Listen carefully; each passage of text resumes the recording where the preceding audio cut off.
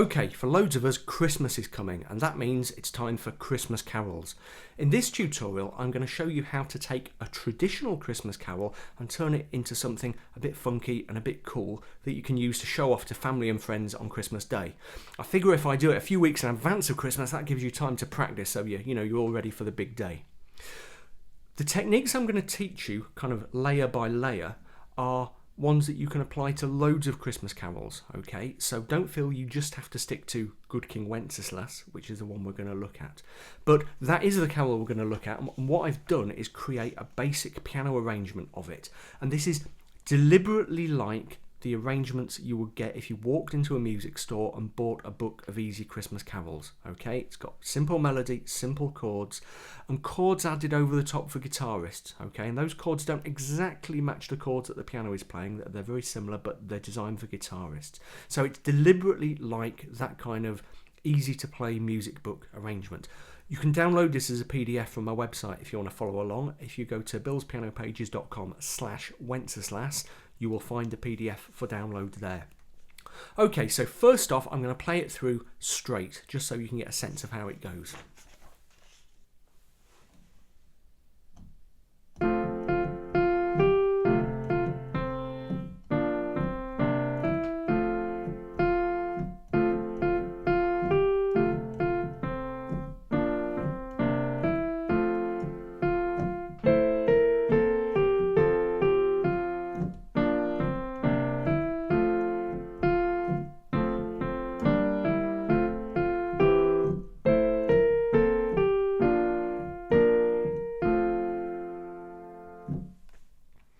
Okay, so that was the straight version.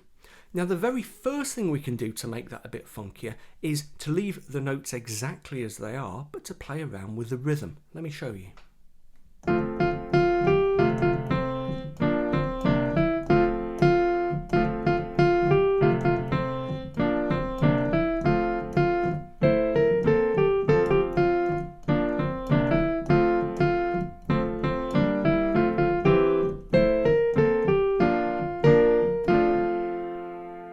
Okay, if you were following the score, what you'll notice there is that, as I said, I just left the notes as they were and started to make the rhythm much swingier. If you're not used to taking ordinary rhythms and making them swingy, the thing to do is to split your hands up. So take the right hand first, and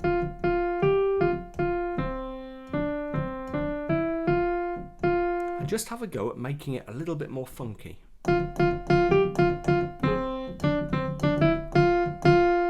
Okay, one way of doing that, and I've taught people this in the past and it seems to work, if you're kind of struggling, imagine a jazz drummer behind you.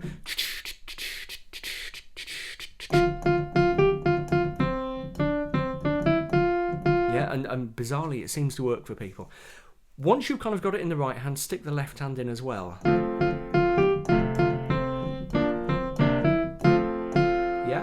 You'll probably find that the two hands become a little bit unhitched from each other, yeah? Watch this. Notice there how I came onto the fifth note of the melody a little bit ahead of the chord in the left, okay? That's because I'm syncopating it, yeah? So note values at the beginnings and ends of bars are getting a little bit short, a little bit longer. Those notes are being dragged around. So I came to that fifth note a little bit ahead of the beat. In the original, it's right on the start of the beat at the same time as the chord in the left hand. Okay, so whereas in the sort of swingy version,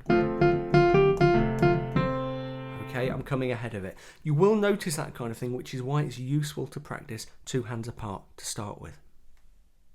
Okay, the next thing we can do, now that we've got our funky rhythm, is to add some crush notes. Crush notes are dead simple. It's just where we take an ordinary white note and crush it together with the black note that's immediately below it. And usually we do it with the same finger. Yeah, if you've had classical lessons, you might know these kind of things as appoggiaturas. The difference is that in classical playing, you tend to play with two notes with separate fingers. In jazz and blues, we try always to use the same finger, so there's that genuine crushing effect. The only time we have to use two fingers is if it's a white note immediately below another white note, okay? But usually with crush notes, we can just play with one finger like that. And in F, the best crush notes are the third and the sixth note of the scale. So it's A and D. So what I'm going to do is play through again, but this time I'm going to put some crush notes in.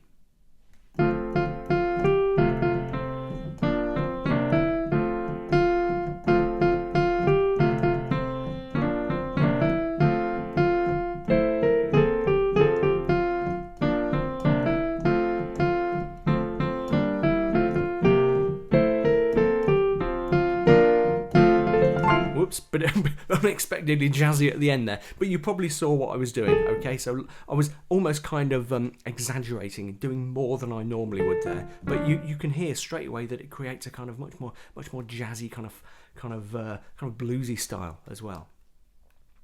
Okay, so now we've got our crush notes and our swinging rhythm. The next thing we need to do is add a bit of a funky left hand. What I'm going to do is play it through once fairly steadily and then explain what I was doing.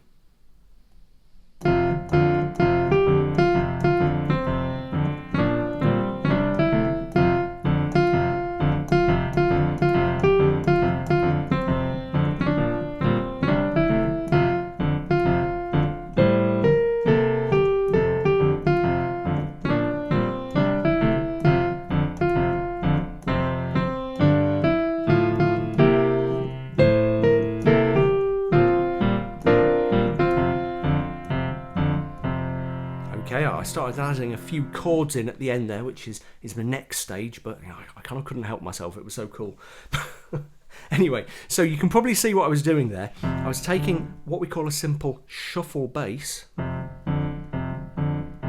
playing that on the major chords underneath the melody, okay? The shuffle is really simple.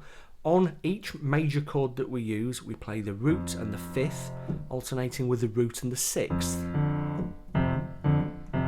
I should say, if these terms are a bit of a mystery to you, you know, if you're not familiar with piano chords and stuff, check out earlier stuff in my timeline, check out my book, How to Really Play the Piano, where all the basics are explained. For now, I'm assuming you know what I talk about when I'm just talking about basic piano chords. So that's for shuffle, root and fifth, alternating with root and sixth. And that works on F, works on B flat, and it works on C. It doesn't work quite as well on the minor chords. Okay, so when I came to minors and one or two other chords, I just played a static chord instead, typically something like that, A minor 7, as a shell chord, just two notes. Okay. If you are not used to playing shuffle chords, they take a little, shuffle left hands, they take a little bit of getting used to, so do practice. Okay, and if it's a bit much to work the melody together with the shuffle to start with, just play one note in the right hand until you're used to it. And just play, the three shuffle chords up and down, something like this.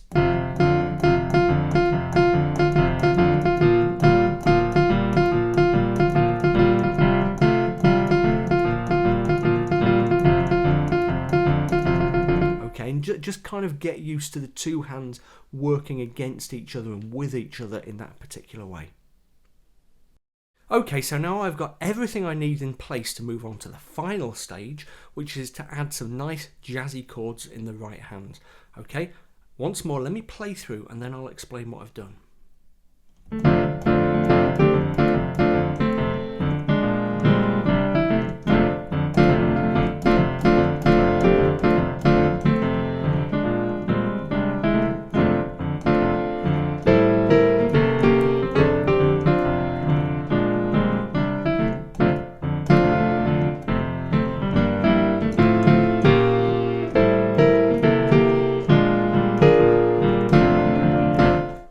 Okay, you see some of the stuff I was doing there?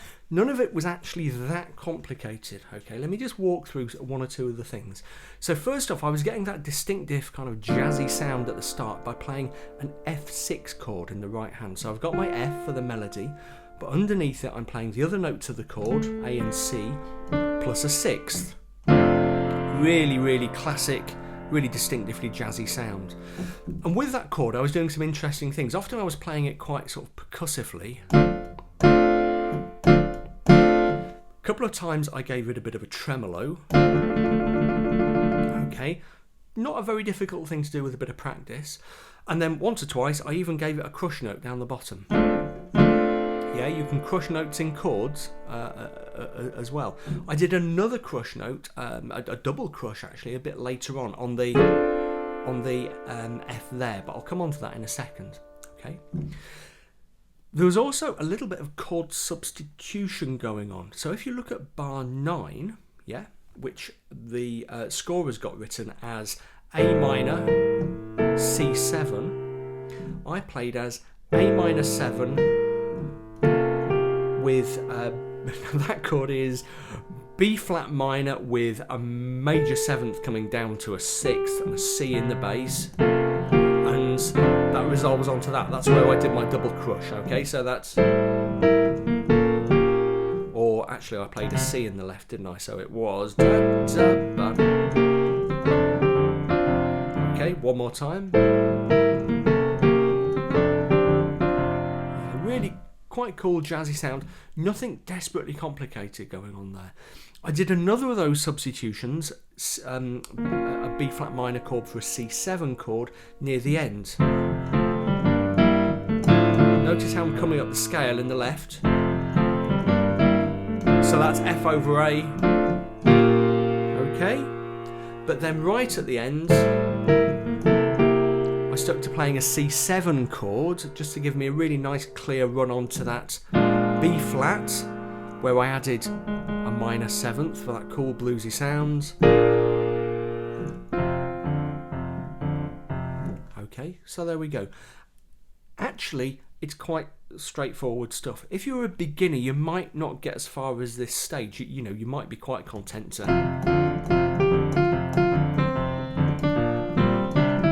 And just on one note, it's cool. If you're a little bit more advanced, have a go at taking some of those things further. You can try playing it faster.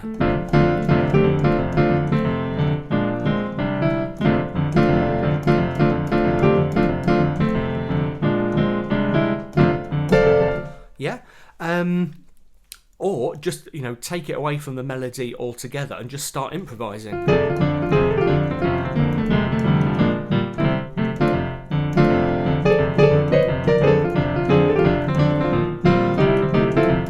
Okay, loads and loads of different things you can do. And as I said, the beauty of this is you can apply the same techniques to pretty much any Christmas carol. So get out that old book of carols you've got, the one with the chords in. If it hasn't got chords, you know, you should be able to figure them out. They're usually not very complicated. And see if you can take your Christmas carol and do really cool jazzy things with it. Okay, there we go. Hopefully I'm going to have one more tutorial, or maybe even 2 more tutorials before Christmas. As usual, I'll give a little plug to my book, How to Really Play the Piano. I don't have a copy here. Oh, I do have a copy. Hold on. I have a copy here. So, as I said, there's loads of stuff on chords there at the front. That shuffle bass actually crops up a couple of times. Yeah, page 60, 61. It's there in the section on improvising 12-bar blues. £9.95 for the digital edition, that's pounds, £14.95 for the print edition. Links all over the place to buy it. Also, a big thank you to everyone who so far has been supporting my crowdfunding campaign on Patreon. If you're interested in that, helping me make the channel sustainable, helping me kind of earn a living out of it, do please check out the link, patreon.com/Bill Hilton. I'll add it in the video. And that is that. Thank you to my lovely supporters on Patreon, by the way. I'm so grateful for everyone who's contributed so far, and hopefully it means we're going to be able to do loads more cool stuff like this in the future. Okay, there we go. As I say, I'll see you again before Christmas. Speak to you soon.